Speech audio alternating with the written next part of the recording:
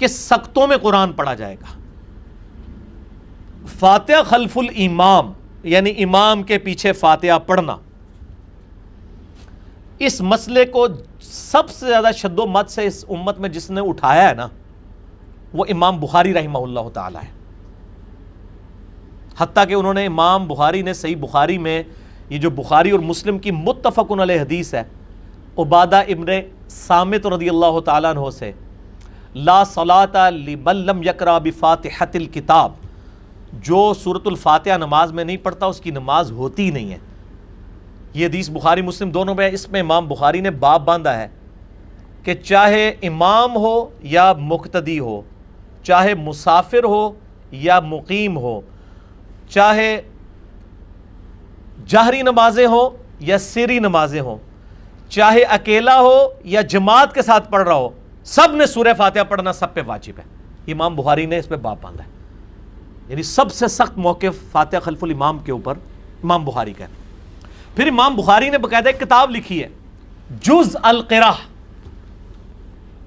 ہماری web site کے اوپر اپلوڈڈ، آپ ڈاؤن لوڈ کر سکتے ہیں ہماری ویب سائٹ ahlsunnatpak.com سے. جز القراءہ، جز حدیث کی اس کتاب کو کہتے ہیں جس میں ایک ٹاپک کو ایڈریس کیا ہو، جیسے جز رفع الیدین کا ٹاپک. جز القراءہ میں 36 نمبر انٹرنیشنل نمبر کے مطابق، اس کی سند دیکھنے کی ضرورت ہی نہیں ہے.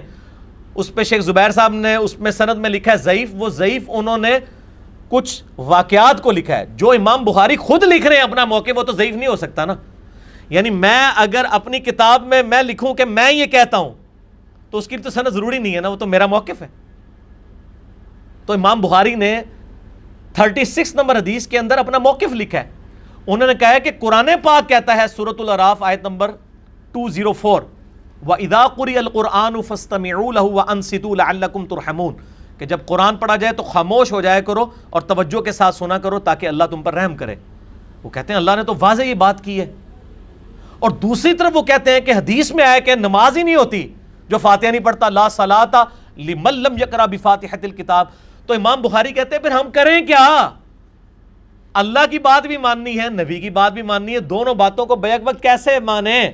تو امام بخاری نے لکھا کہ ہمارے اسلاف سورۃ الفاتحہ کے لیے سکتے کیا کرتے تھے، اور جب امام قرات کر رہا ہوتا تھا مقتدی کچھ نہیں پڑھتے تھے سوائے سختوں میں.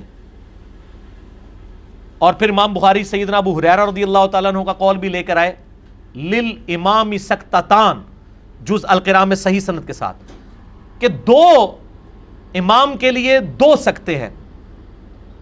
ایک سکتہ ہوتا ہے جو ثنا پڑھنے کے لیے، اور ایک رکوع میں جانے سے پہلے، جو ابو داؤد میں 777 نمبر حدیث ہے. مجھے یاد اس لیے وہ بوئنگ 777 کی وجہ سے، سنن ابی داؤد میں، کہ نبی علیہ السلام رکوع میں جانے سے پہلے بھی ایک سکتہ کیا کرتے تھے تاکہ اگر کوئی لیٹ نماز میں شامل ہوا ہے فاتحہ پڑھ سکتا ہے اس میں. تو حضرت ابو ہریرہ کہتے ہیں امام کے دو سکتے ہوتے ہیں، پس غنیمت سمجھو ان سکتوں میں فاتحہ پڑھنے کو. سکتوں میں فاتحہ پڑھنی ہے، اور اس کے اوپر اہل حدیثوں کا عمل ہی کوئی نہیں ہے سوائے چند ایک لوگوں کے.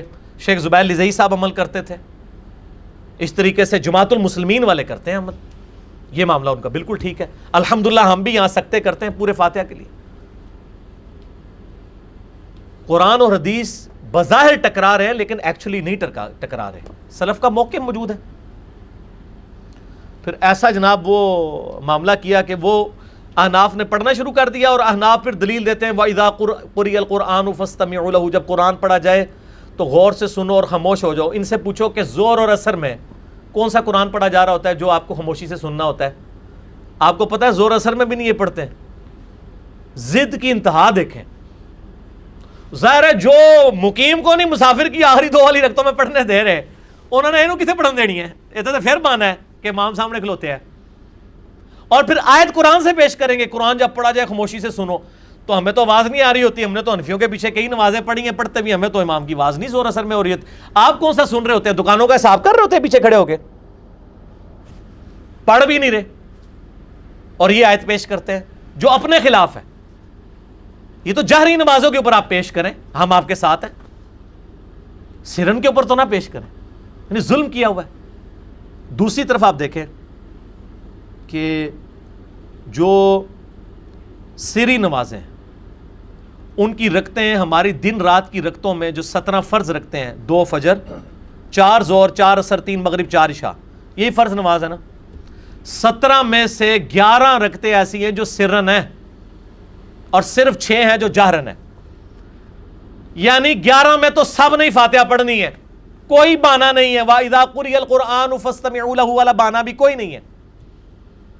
دکانوں کے حساب کرنے ہیں تو کرتے رہیں آپ زور اثر میں کھڑے ہو کے، اور نبی علیہ السلام کی تو زور اثر بھی بڑی لمبی ہوتی تھی، آج کے حساب سے آدھے آدھے گھنٹے کی زور اثر رہی ہے آپ کی۔ میں بخاری مسلم سے ثابت کر سکتا ہوں جو صورتیں آپ پڑھتے تھے، کیونکہ صحابہ کہتے ہیں بعض آیات آپ اونچی آواز میں تلاوت کرتے تھے تاکہ ہمیں پتہ چل جائے کون سی سورت شروع کی ہوئی ہے۔ تو یہ تو جناب پورا جدادہ صاحب ہو سکتا ہے حنفیاں دا تے، اگر وہ زور اثر نبی علیہ السلام والی پڑھن پورا، بلکہ وہ پورے مہینے کا حساب کر سکتے ہیں، کیونکہ فاتحہ تو انہوں نے پڑھنی نہیں۔ وہ کہتے ہیں نہیں جی جامعہ ترمذی میں حدیث ہے، الموطا امام مالک میں صحیح سند کے ساتھ ہے، بلکہ امام مالک سے امام ترمذی نے لی ہے کہ جابر بن عبداللہ انصاری رضی اللہ تعالیٰ عنہ کہتے ہیں کہ فاتحہ کے بغیر نماز نہیں ہوتی مگر یہ کہ تم امام کے پیچھے ہو۔ وہ کہتے ہیں دیکھیں نا جی صحیح سند کے ساتھ حدیث ہے کہ امام کے پیچھے ہو، پھر فاتحہ کوئی ضروری نہیں۔ اللہ کے بندو، یہ حدیث امام مالک نے لے کے اس کے اوپر باب پتہ کیا باندھا ہوا ہے کہ جاہری نمازوں میں امام کی قرات مقتدی کے لیے کافی ہے۔ زور اثر پہ تو لیا ہی نہیں کسی نے، کیوں نہیں لیا؟ سنن ابن ماجہ میں یہی جابر بن عبداللہ کہتے ہیں کہ ہم نبی صلی اللہ علیہ وآلہ وسلم کے پیچھے زور اثر کی نمازوں میں اور باقی جو جاری نمازوں کی آخری 2 رکعتوں میں سورۃ الفاتحہ پڑھتے تھے، اور زور اثر میں نبی علیہ السلام کے پیچھے سورہ فاتحہ کے ساتھ سورت بھی ملایا کرتے تھے۔ جب وہ صحابی جو خود روایت کر رہا ہے کہ فاتحہ کے بغیر نماز نہیں ہوتی مگر یہ کہ تم امام کے پیچھے ہو، اور وہ یہ خود کہہ رہا ہے کہ ہم نبی علیہ السلام کے پیچھے زور اثر میں سورہ فاتحہ بھی پڑھتے تھے اور سورت بھی ملاتے تھے، اس کا مطلب ہے کہ وہ جاری نماز مراد لے رہا ہے جس میں آپ امام کو سن رہے ہیں۔ اور ظاہر ہے یہ عقلاً بھی ٹھیک ہے کہ آپ کا سننا اور پڑھنا ایک ہی حکم میں داخل ہو جائیں گے۔ اور امام مالک نے باقاعدہ اس حدیث کے اوپر باب باندھا، امام ترمذی نے یہ حدیث امام مالک سے 2 واسطوں سے لی ہے اور امام مالک نے باقاعدہ باب باندھا ہے۔ میں کہتا ہوں آپ نے فاتحہ خلف الامام کے مسئلے کو سمجھنا ہے نا، روئے عرض پہ پہلی حدیث کی کتاب جو ہے الموطا امام مالک، اس کا آپ فاتحہ خلف الامام والا چیپٹر کھول کے پڑھ لیں، بریلوی دیوبندی اہل حدیث سب کا ترجمہ پڑھ کے دیکھ لیں۔ امام مالک نے اپنی آراء بھی لکھی ہے، پورا کنکلوڈ کر دیا اس مسئلے کو، یہ اس طریقے سے ہے ہی نہیں تھا۔ تو ایک اعتدال کا رویہ وہ تھا جو امام بخاری نے امت کو بتایا سلف سعید ابن جبیر اور باقی تابعین کے اقوال کی روشنی میں کہ امام سکتے کرے تاکہ مقتدی پیچھے سورہ فاتحہ پڑھ لے جاری نمازوں میں۔ سرن میں تو سکتے کی ضرورت ہی نہیں ہے، وہ ظاہر ہے وہ سن ہی نہیں رہا۔ لیکن یہ معاملہ افضلیت کی حد تک ہے۔ اگر کوئی شخص جہری نمازوں میں نے اس لیکچر میں بھی کہا تھا سورۃ الفاتحہ نہ بھی پڑھے، اگر امام سکتے نہیں کر رہا تو اس کی نماز ہو جائے گی، اس پہ سلف کی اکثریت کا اتفاق ہے، اور امام مالک نے باقاعدہ یہ رزلٹ بھی نکالا ہے۔ لیکن سکتے کریں وہ زیادہ بہتر ہے، سنت کو زندہ کیا جائے۔ لیکن جہری نمازوں کے اوپر یہ جو حدیث مسلم شریف کی جس سے مجھے یاد آیا جو سوال انہوں نے کیا تھا کہ ابو موسیٰ اشعری رضی اللہ تعالیٰ عنہ سے اور ابو ہریرہ رضی اللہ تعالیٰ عنہ سے ہے کہ امام اس لیے بنایا جاتا ہے کہ تم اس کی اقتداء کرو، جب امام اللہ اکبر کہے تم اللہ اکبر کہو، جب امام قرات کرے تم خاموش رہو، جب امام ولضالین کہے تم آمین کہو، جب امام سمیع اللہ لمن حمیدہ کہے تم ربنا لک الحمد کہو۔ اس حدیث سے واقعی امام مالک نے اور باقی کثیر ائمہ نے یہ رزلٹ نکالا ہے کہ جہری نمازوں میں امام کے پیچھے سورہ فاتحہ پڑھنا کوئی ضروری نہیں ہے، البتہ اگر امام سکتے کر لے اور آپ فاتحہ پڑھ لیں تو یہ ایک ایکسٹرا بینیفٹ ہے، واجب نہیں ہے۔ سختی جو ہے وہ سرن نمازوں میں ہے، سمجھ آ گئی؟ اور اہل تشیع کے ہاں بھی یہی موقف پایا جاتا ہے، ان کے نزدیک بھی جاری نمازوں میں آپ خاموشی سے سن لیں یہ کافی ہے، باقی جو سرن ہے ان میں آپ امام کے پیچھے اپنی قرات کریں۔ اور یہ میں اس لیے یعنی اس کو مزید کھول کے بتا دیا تاکہ اس حوالے سے کوئی ایشو باقی نہ رہے، کیونکہ ایکسٹریم رویوں کی وجہ سے لوگوں کی نا بڑی مصیبت اس حوالے سے کھڑی ہو جاتی ہے۔ اور وہ صحیح مسلم سے ایک حدیث پیش کرتے ہیں کہ حضرت ابو ہریرہ رضی اللہ تعالیٰ عنہ نے کہا کہ نبی علیہ السلام نے فرمایا کہ اس کی نماز ناقص ہے جو سورۃ الفاتحہ نہیں پڑھتا۔ تو تابعی ابو صائب نے پوچھا، ابو صائب نے، کہ جب ہم امام کے پیچھے ہوتے ہیں تو کیا کریں؟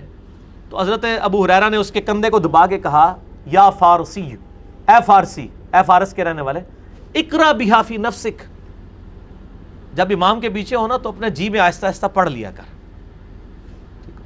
اب یہ کون بتا رہا ہے؟ حضرت ابو ہریرہ.